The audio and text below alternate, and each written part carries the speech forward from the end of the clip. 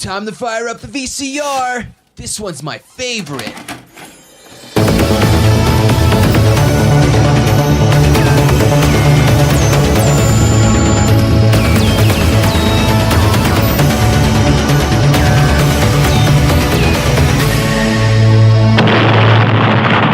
That was gold.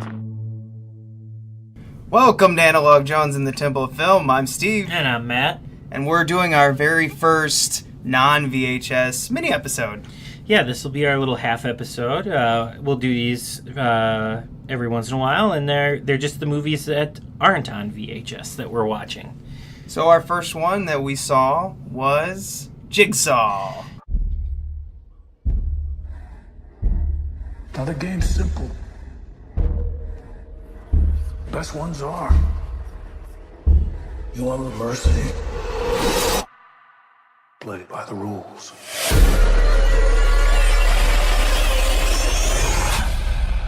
Any identification on the victim? Here's a piece. But Jigsaw has been dead for 10 years. It's not him. Can't be. This was on the body. The truth will set you free. Jigsaw. We saw it. We're recording this on the weekend of its release, actually, here. So this is pretty fresh. We'll keep it spoiler-free, right? So people will want to listen. Maybe at the very end we'll say spoilers. And then we could talk for a second. Yeah. But we'll keep it spoiler-free for the most part so that if you're interested. However, we will definitely spoil all the other movies leading up to Jigsaw. Yes. We'll talk about 1 through 7 real quick, and all the spoilers will fly there. So Yeah, about 3 years ago I went through all of these for a Halloween challenge. Okay. And I had only seen 1 and 2, and maybe the final chapter, which was 7. Yeah. So, we'll do a quick recap. 1, best one, in my opinion. Yeah, the best one, James Wan put him on the map.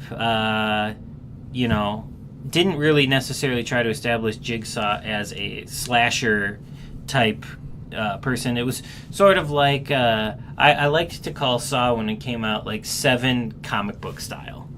Basically. Okay, yeah. Like the comic book version of 7. Which surprises me about this. First one came out in 2004, and to me personally, it feels like a 2000. Like it came out earlier. Yeah, yeah. It's from that time. It's of Yeah. the Splat Pack time. Oh, is that what you call it? Yeah, with like Yeah. Rob Zombie and Neil Marshall, Adam Green, all those guys. So Okay, all right. Splat Pack movie. Then we moved on to 2, which is 1 year later. And 2 I remember because it has Wahlberg in it. Yeah, Donnie D. Donnie D. The D stands for Duddits. I don't remember much about this one, though. Yeah, this one is the needle trap one that everybody remembers, and the reveal I thought that was the first. No, that's this one, and then it's the reveal that Amanda from the first movie, who comes back in the second movie, right, was yeah. involved. Okay. And it's darker almost. It's kind of more disgusting. It's just like a gross Is movie. this the one where they revealed he had cancer? No, they revealed that in the first one. Did they? Yeah. Oh, man. We moved on to 3. This is when it starts to get muddled for me, but I do remember this one had some sweet deaths, and the jaw contraption was in this one? No. No, this one... Jaw Contraption's in the first one, and I don't... Yeah, it's in one of the later ones. One of the 4, 5, and 6. I don't remember which one, but it works in that one. Like, it opens. But this is the last one that James Wan and Lee Winnell wrote before they left the series. So it still had their fingerprint on it. It's good. It's sort of the final chapter. Jigsaw dies in this one. So this is sort of the last time we see Jigsaw as the figure doing all this, and we know that Amanda is helping him out because of the twist at the end of 2. So, yeah. It's not the jaw contraption I was thinking about in this one. It's the neck contraption. Oh, the shotgun. Yeah. That was pretty That cool. fucking blows her head off at the end. Yeah. No, it's a gross movie. But I like 3's like the last really great one in my opinion. Yes, because 4, 5, and 6 really, to me, just... I can't define any of... I don't remember what happened in them. And I only watched them 3 years ago. It gets fuzzy because so many overlap. Yes. Like 4 happens at exactly the same time as 3, and then 5 and 6 have stuff that overlaps. We learn about Hoffman, the detective who is the third Jigsaw killer. So we have Jigsaw, Amanda, and then Hoffman. So this is like the Hoffman trilogy, 4, 5, and 6. You know, they are what they are. I only remember that his wife or ex-wife in the movie had really fake boobs. In fact, when we were right before the trailer started of the new Jigsaw that we watched, that's exactly what I said. It's like, is that the one with the wife with the really fake boobs? Yeah. That's all I remember about it. Yeah. Yeah, so that's those movies. 6 is actually pretty good. 4 and 5 are not. 5's almost like unwatchable. But 6 is pretty good because it deals with health insurance, and that's like sort of the thing that fucked Jigsaw. So it's kind of got the social commentary, and it works in this movie. I might have to rewatch that one because you seem to really dig this one. I really can't remember any of it. Yeah, this one's got like the little like carousel of death where like all 6 of the people are on the spinning thing. Oh, yeah. This one's fun. You're jogging my memory a little bit with that. Yeah, I like 6. I think when I watch these right in a row, I watched these in about 4 or 5 days straight, and I think that was the problem, is it just combined into one, and my brain was just exhausted watching these. I did it about 3 years ago as well in like a 24-hour period. That's insane. So they do get really fuzzy in my brain here, but overall, 4 and 5 or whatever, I could take or leave them. But overall, at this point, up to 6, I'm a fan of the series because 6 brought it back for me.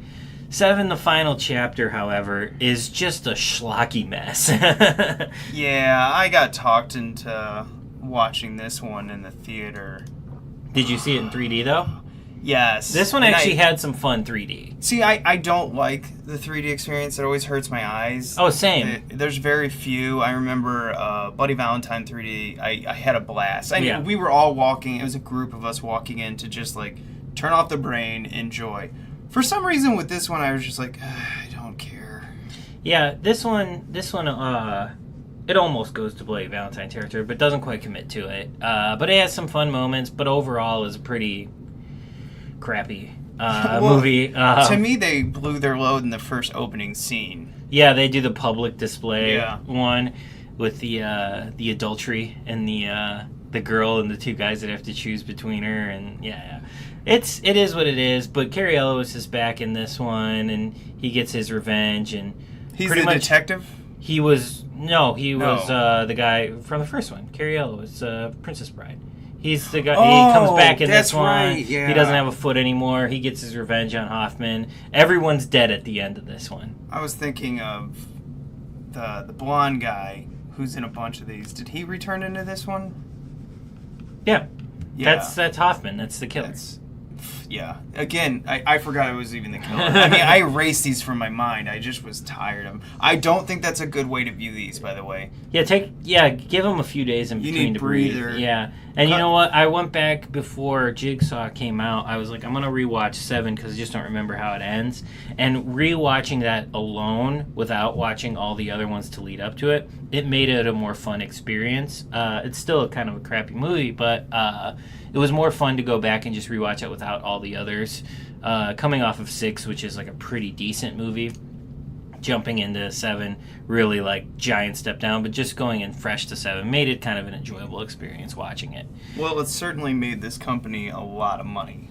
Yeah, I remember, so the last one came out in 2010, and it took 7 years for us to get the reboot or whatever, because 7 was marketed as the final chapter. So it took us 7 years. Which always means there'll be another. Right. Freddie and Jason have taught us a lot. Took us 7 years to get to the reboot, and what had happened a few years ago, they were kind of ready to go on Jigsaw, but they wanted to test audiences' sort of interest in it, and they re-released the original in theaters for the 10 years later. I believe I remember that. 2014, that was when they were gonna start Jigsaw, and no one went and saw it. I'm pretty sure that's why I went back to watch them all. Is the re-release? Yeah. But I didn't go and see it in the theater. See, I went because I hadn't seen it since it came out. So I was like, oh, I want to go see. So I went and saw it in theaters. And other than me and whoever I went with, the only people that were in there was a group of 3 kids who snuck in and were sitting all the way in the back. So there's only 5 of us in this entire theater. If you're going to sneak into a theater, don't sit all the way in the back or all the way in the front. And don't see a movie you can rent. You can, you guys know you could just pick this up at Best Buy. And this was still when video stores were around a little bit more a couple of years ago. So yeah. Well played. Yeah. Well played, sir. But so yeah, there wasn't much interest in it. So they waited a few more years. Now we're in reboot land. Everything's getting rebooted. Everything's getting redone. It was the time to release Jigsaw, and it's looking like it's going to be the #1 movie this weekend. So we'll be able to confirm that by our next half episode. But it's looking like it's going to be #1 this weekend. I think there's the interest again in it. It's not going to make as much money as some of the middle sequels that really killed it during the height of Saw Mania, but I think it's going to do okay. Saw Mania, is that a WWE? Yeah, right. So I guess we'll do a little synopsis of this film. Bodies are turning up in the city. You can see that in the trailer. It appears someone is replicating Jigsaw's old, I don't know, his old pattern. Yeah, the putting people... jigsaw pieces and the traps, and they even go as far as finding the DNA evidence that it points to John Kramer, Jigsaw, even though he's been dead for 10 years. So it all points to him, even though the cops are like, that's not possible. Right. He's dead. So yeah, we get this movie, and before we get into spoiler territory here, we'll just kind of say what we thought of it as a reboot. And I think our opinions are kind of the same in that the movie is just sort of more of the same. It doesn't really breathe any new life into the series. We really had high hopes with the Spirig brothers directing it. I like all of their movies up until this point. I've only seen Daybreakers, but I really liked it, and you've got good things to say about their other films. Yeah, I love Undead, which is a fun zombie comedy, very Peter Jackson-y. And they killed it with that one. And then Predestination, I think, is time travel. Perfect sci-fi. And I think that's their best movie. So coming off of that and going into this, I was like, damn, giant step down. Yeah, if you like the Saw movies, it's just another Saw movie. It doesn't try to do anything new. My perspective was I'm not a big fan of the Saw movies. I love the first one. I thought it kind of did the Paranormal Activity where it kind of changed the way to do a movie. Paranormal Activity I don't personally like, but I respect what they did. Yeah, this was like Paranormal Activity. It's sort of once a year. It was a staple. It sort of introduced a new genre, that sort of torture gore genre of the 2000s. Mm-hmm. It really kicked in the door for that. And and as soon as this franchise was ending, was the beginning of the Paranormal franchise. Bit of trivia: the director of Saw 6 is the editor of all the movies. And he got promoted to direct, and he did what a lot of people thought was one of the best sequels. Which one was that? 6. Okay. People really liked 6. It's not just me. A lot of people did like that one. So he got the job, and he worked his way up from editor to directing it. And so he was going to go on to direct. That's what he wanted to do then. And he lined up Paranormal Activity 2. And was so excited to do it. It was breaking free of Saw, and it was going to be his thing that was going to put him on the map as a director and take him away from the Saw franchise. But I don't know if it was Lionsgate or Twisted Pictures. He was under contract still. He contractually had to make 7 because of whatever connection with the series, whatever contract he signed. So they literally ripped him away from Paranormal 2. Which he really wanted to do because they were going to shoot at the same time because they were doing one movie a year, both series. So they were shooting at the same time, very short window to make a movie. So he got ripped from Paranormal 2, was pissed, and even like vocalized it online, was like, I do not want to do this movie.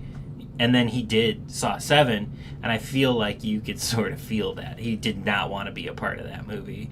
But he did it anyway because he had to. Typically forcing people to do movies always works out. Yeah, right? So I think that's why 7's a little lackluster. But yeah, obviously he didn't come back to direct this because he's directing his own stuff. He just did a movie called Jackals, which Scream Factory put out, and it's great. It's really good. Oh, yeah, Jackals, yeah. Yeah, John Carpenter sent it. So it's good, but the Spirit Brothers are in on this one. And... Well, that's the only reason I went, because Matt asked me, hey, you want to go see it opening night on Thursday night's opening night? Yeah, Thursday night. And when I originally got that text, I was like, no, probably not.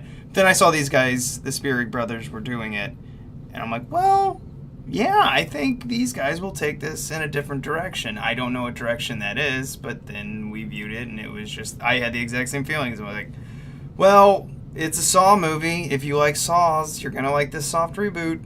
Yeah, it really is just like, yeah, ignore the sequels. This is our own thing, but it's not. It still doesn't bring anything new to it. I don't think they ignored the sequels. It's just they leap over them because it's time. Well, all right. So if you want to see this movie, pause. Save your spot now. Yeah, save it now. Leave because we're about to spoil the hell out of it. Yeah. So here we go. I'm giving you to the count of 3. 1, 2, 3. We have a new killer. Yeah. All right. So hopefully, now you've seen the movie and you come back to listen to the rest. We have just another acolyte. We just have another follower, and like, major bummer. Yeah. Like, it didn't have to be like a ghost Jigsaw, which we were joking about before. Yeah, well, I honestly would have loved. I mean, I would have liked that a lot more if they would have went that way. But I don't like ghosts, but for this movie, it would have been amazing. It would have been a way to inject new life into the franchise, just like total, just like. And now it's supernatural. Well, kind of like Friday the 13th series. When they hit 7, they're just like, we're just going to put Carrie in it, and he's a zombie. Fuck it. Yeah, it should have went... Frankenstein in 6. Yeah. He was a zombie in 7. It should have went that route. Instead, we just get another acolyte, not ignoring, but jumping over Amanda and Hoffman. We get the morgue autopsy... Logan. Who he's good in the movie, and the twist works because I didn't expect him, but like, well, I figured it had to be him about 70% of it, because once we got the girl revealing her like torture museum, her like I knew it wasn't her, and I'm like, well, it's not the detective, that's too obvious, so it's got to be him. And then what screwed with my head is when Tobin Bell showed up as John Kramer again. Yeah. And I was like, what are we doing? Please don't go into he's somehow magically alive. And they didn't. It ended up being like... That happened 10 years ago. 10 years ago. Before the events that we know. Yeah, so... And then... So that's what we get. So apparently... Chase said it best, because we saw it with Chase. Yeah. That's our friend. He's like, how many proteges does Jigsaw have? I mean, at this point, if they were smart and going to continue the series, they might as well open it up then to have like endless followers. Just make it a cult. Yeah, because if you keep doing one at a time like this, it's just going to piss people off. So just open it up now and have it be like Cult of Jigsaw or Jigsaw Legacy or something like that, and have it be just like 1,000 of them. And then we can run with that, like, but don't just give us this one at a time shit, because now that we're on the 4th Jigsaw killer, come on, think of something fucking new. They brought nothing new. That's what irritates me. There's nothing new to this. No. They did a little twist, clever ending, which I give them credit for. Small golf clap here, but I don't care. Yeah, some good deaths, but the traps weren't as intricate as we had been seeing in the previous movies, so it was more back to basics. But at this point, you're making your 8th movie, you should really up the ante. Well, I really thought the end trap with the bicycle, like powering the spinning thing, was pretty close to the end trap. I just thought that was stupid. See, I get what they were going for cool. I get that, but it just didn't. Is that really cool in 2017? Yeah, anymore? that's I like mean, yeah, what? it's a little out of touch. I don't know. Yeah, and here's the thing. And the lasers. There's lasers in this. There's Yeah, they're freaking laser laser beams in cutters, this. and they like to. It basically will. You've seen the movie now because you've paused this and you're re-listening to it. God, I Flowers. hope you heard us yell spoilers. Flowers the guy's head at the end, and that seems to be a trope now. Everything like has to open up like a flower, like we see that in Stranger Things. It's in Last of Us. It's in everything like that. Everything has to flower open. And it's like so now the final death has a guy's head like splitting open like a flower, whatever. Yeah, the animators had a lot of fun with that. But yeah, I don't know. It just didn't. Here's my thing. I wanted to like this movie. I was not going. I feel like a lot of people are going into this movie and hate watching it. I was really coming at it from a place of love. I was really excited. You know, even though there's some of the movies in this franchise that I don't like that much, it's still a horror franchise, and we're getting a new part after 7 years. It's exciting. It's fun. I was really looking forward to this, and I really, really wanted to like it. Especially after kind of, I really like 6, and that was after a couple that were bad. 7 was a step down. This should have been a step up, for sure. And instead, it just sort of gives us Saw Light, basically. Yeah, that's precisely it. And again, I wanted to like this. I would have hate watched this if it just would have been any old director I didn't know. But because it was coming from new directors with a good past, I wanted to like it like you. I went into it, I'm like, I think we're going to have something here. And then 20 minutes in, I'm like, More of the same, yeah. Like, it wasn't even to that, like, it wasn't that I walked away like disappointed because I hyped myself up too much. It was just like a genuine like I want to like this. Please like this. Keep like. And then it's like 20 minutes in, I'm like, I can't help the way I feel though. I want to like this, but I'm not into it. I'm kind of bored. I'm kind of like, I don't know.